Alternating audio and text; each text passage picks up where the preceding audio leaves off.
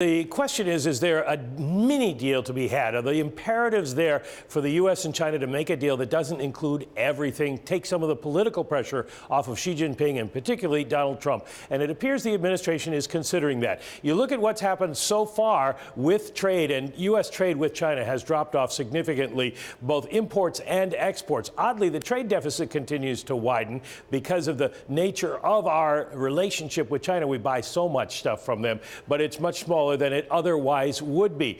This morning, we had another gesture of goodwill from the Chinese that suggests that maybe they're making progress on this. The Chinese have a problem.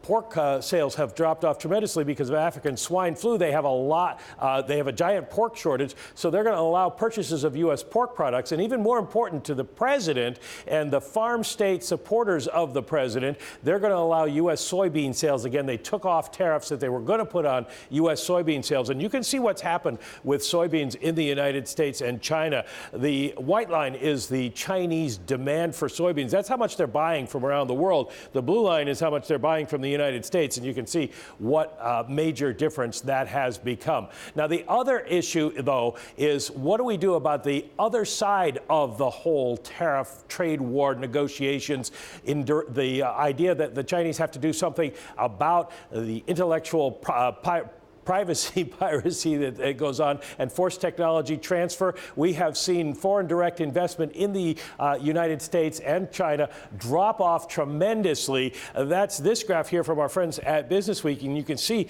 the big declines. That's not going to be solved by a mini deal, but they may put this aside for the time being and then go ahead and just do these mini deal with agriculture and maybe something on the Chinese enforcing their intellectual privacy law that they passed in July, and set this aside till later. But we may get, are some signs, David, we may get this mini deal.